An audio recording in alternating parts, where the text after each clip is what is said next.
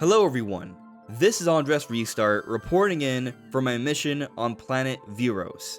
I've been playing Metroid Prime 4 Beyond for over 6 hours now, and I have some things to say. There's a lot of things I want to say about this game, but to start things off, I want to talk about the opening experience to Metroid Prime 4. How it starts, the lead up to Miles McKenzie, the Miles McKenzie experience, and what follows afterwards. There have been many criticisms surrounding Metroid Prime 4 from previews and now also reviews about this character and the other Federation troopers. So many of these criticisms are suggesting that they completely ruin the game. A lot of people online have been supposedly canceling their pre-orders and saying that this ruins Metroid. And so after having played the game, after actually experiencing myself, someone who knows Metroid really well, what are my honest thoughts on the matter? Have the criticisms, the complaints been massively overblown, or are they justified to some extent here? That's what we're getting into today. Do you find yourself feeling tired, unable to take a good nap during the day from wherever you may be? Then perhaps you are in need of a soft, comfortable sleep mask that blocks out all light. Fortunately, Sleep, the sponsor for today's video, has just that, a quality sleep mask. This sleep mask has super soft, comfy cushions that cover your eyes and block out all light. It's easy to adjust to different sizes, and it feels great to wear. And it's helped me personally fit in just a bit more rest during my days. So if you're looking to improve your sleep and energy, check out the Sleep mask using the link in the description below with my code SLEEPRESTART. So my general plan to cover Metroid Prime 4 following its release is to talk about it in parts. I've played the first 6 hours, and so I'm going to talk about the first 6 hours or so, or rather the Miles McKenzie element to things, and then I'll be getting into other elements of Metroid Prime 4 as I dive deeper into the game. And I gotta tell you, there are so many things I want to say about this game, and just to be clear, I am enjoying Metroid Prime 4 Beyond. It has been fantastic, and there are a lot of things in this game that happen, and then I'm left wondering, what in the world were critics thinking when they reviewed this game so poorly? And to be clear, the review scores overall are good, and 8 out of 10 is a good game, a great game even, but compared to prior Metroid Prime games, it's certainly a lot lower. So is this game a lot worse than prior Metroid Prime games? Well, let me tell you, the beginning part of Metroid Prime 4, I'm not left thinking that this is one of the worst Metroid Prime games. I'm left debating if this is maybe the best Metroid Prime game, which means one of the best experiences in gaming ever, because the Metroid Prime games are some of the best games ever made, at least from a critical acclaim perspective. Of course, a critical acclaim perspective is only one side to the equation here, and sometimes critics get it wrong. And to be clear, there are critics that do think Metroid Prime 4 is a 10 out of 10, a masterpiece, or at least a very good game, 9 out of 10, or an 8 out of 10. But then there are others that say it's like a 6 out of a 10, and it's a terrible Metroid experience, perhaps the worst ever. Personally, I find those particular critiques, those on the low end, to be laughable at best. To suggest that Metroid Prime 4 is worse than Metroid Other M, is worse than Metroid Prime Hunters, a multiplayer-focused Metroid Prime game for the Nintendo DS. I enjoyed those games. For the record, I am a defender of Metroid Other M and Metroid Prime Hunters. Not in the sense that they are really, really good games, but they are worth it if you are Metroid fans. But I'm not going to sit here and say that Metroid Other M or Metroid Prime Hunters are some of the best games that are out there. They're not. They're solid games, and there are issues with both. Issues so significant that I think it's pretty terrible that there are some people suggesting Metroid Prime 4 is on that level, if not worse. Like, if you just look at the review score of Metroid Prime 4, you'd be left to think that Metroid Prime 4 is as good as Pokemon Legends ZA, and let me tell you, I like to speak positively in the Pokemon series. I like to look for the good in it, and I'm not going to sit here and say Legends ZA is a bad game, but it's definitely not my favorite Pokemon game, and it's by no stretch of the imagination one of the best games this year. Metroid Prime 4 is so much better than Legends ZA, but if you just look at review scores, you'd be left to think that these experiences are about the same. No, it's not even close. The opening on Planet Tanimar is, as expected, really fun. The visuals are surreal. They are really good from an artistic perspective. It's stunning. What they were able to accomplish on Switch 1 is great, and this is the best Switch 2 upgrade we've seen. It looks amazing.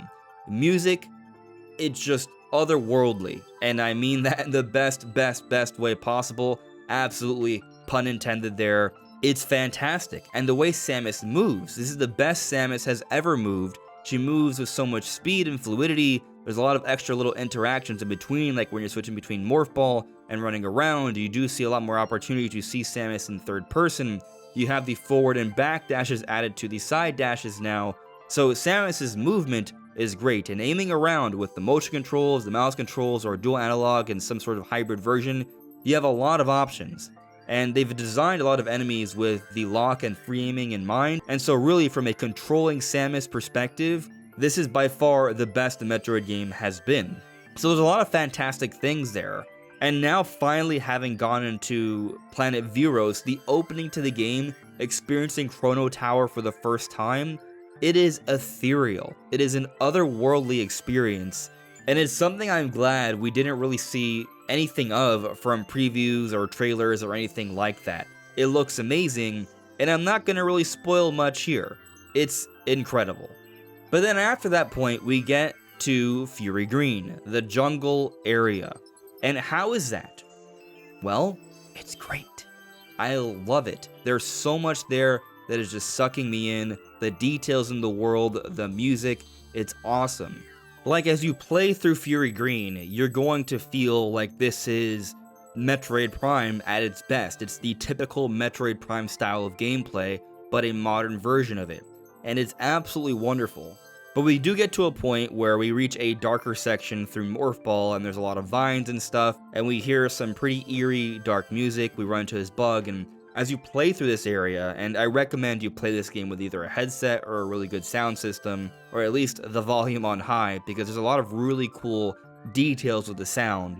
You can actually hear, like, large enemies grappling around above you. Like, you see all these giant vines and trees above you, these canopies, and imagine if there were, like, giant baboons. That's how it kind of sounds traveling above you. You don't see them, but there is some foreshadowing there.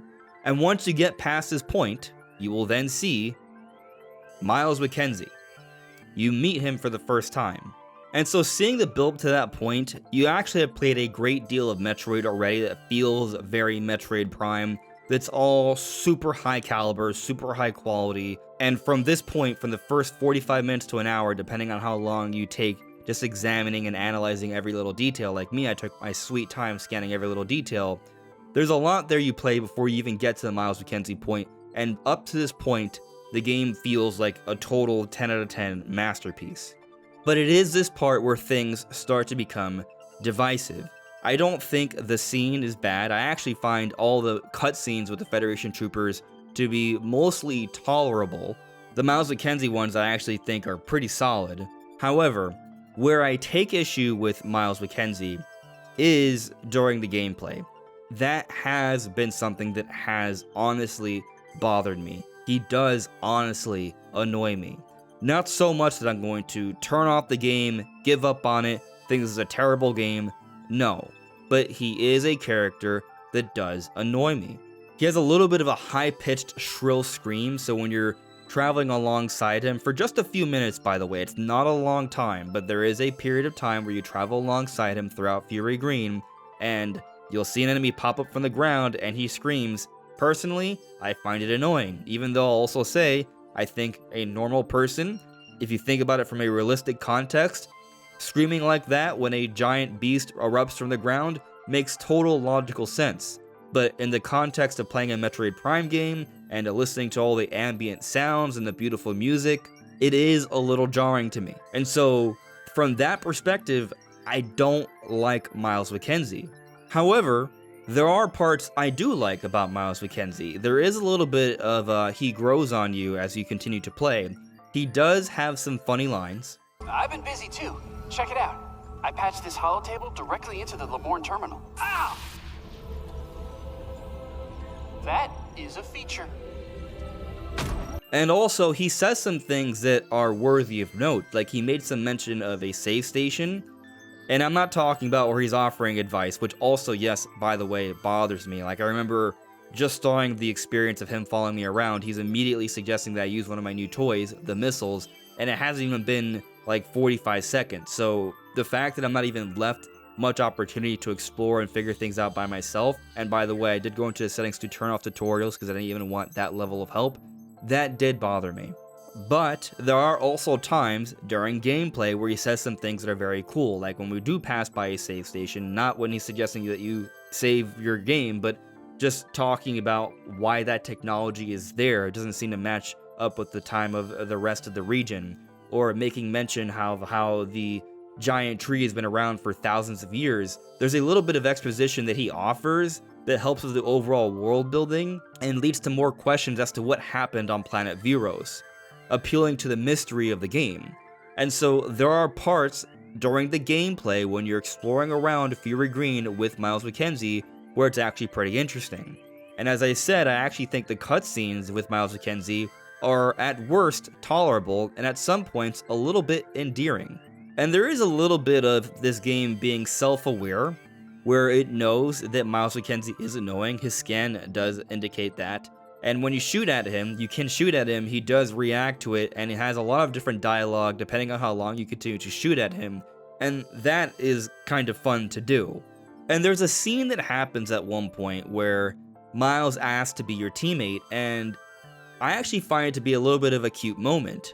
Because when you consider the personality of Miles and perhaps the lack of confidence he may have and his clear issues and inadequacies, him honestly wanting to help Samus and him believing in his own ability at the same time, and Samus being who she is, her actually agreeing to be teammates, it's a neat little moment, I would say. But all this stuff I'm talking about here happens during a 15-ish minute period of time. It's not a long period of time here, and so when we're talking about the grand scheme of things, even if you completely hate this 15 minutes, if you take long 20 minutes, but if you take long, maybe you're enjoying yourself during that period of time. But either way, this period of time, I don't think that's enough of, let's say, a bad experience, even though I don't think it's totally bad. I think it's just kind of hit or miss. It shouldn't impact the game that significantly. However, the presence of Miles McKenzie does not totally disappear after this point. When you move on to the next area, he is on your radio comms. He does chime in from time to time, and I gotta be frank, I didn't like that either. Was not a fan of it. However, as I dived deeper into the next level, Volt Forge, comms stopped working. You could no longer reach out to him, and I actually have to admit, I was a little bit confused as to what to do next, and so I actually went to the map system and pressed the radio to hear back from Miles, and I heard nothing. And so I eventually got to a point exploring Volt Forge and then going to the desert where I wasn't entirely sure what to do next, maybe because I wasn't paying attention to what he said initially, or I actually wanted to call upon him for some brief advice. Because there were a few points where I got stuck, like I oftentimes do in a Metroid game at some point or another, and I'm trying to figure out what to do next. And so throughout this entire Miles McKenzie experience, it got to a point where I wasn't hearing him anymore, and he was briefly missed. He was briefly wanted. And so I do think that speaks to something here. Miles McKenzie is not completely irritating and terrible. There are some points that are a little bit hit or miss, and I do think maybe they should dial back on him offering advice on what you should do in the game, and maybe dial back on some of the shrill screams during combat, which is only like 1 or 2 moments in the game. Otherwise, I think it's actually kind of fine. They just have to dial it back a little bit, and it would be fine. I'll also say I can understand the perspective of if they were just not in the game at all, would it impact the experience in any negative way? And yeah, I can kind of understand that. Like, I could sort of see just playing through the game and that just not being an element at all.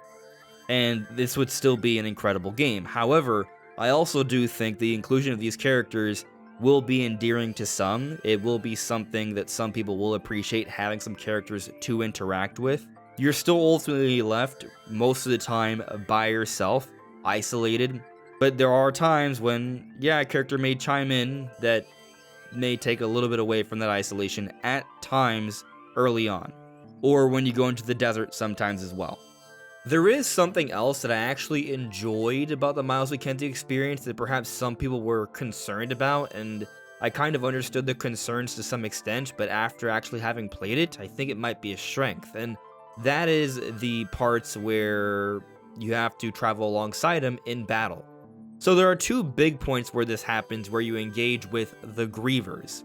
And I actually found the Grievers to be surprisingly challenging, and that's another strong point about this game.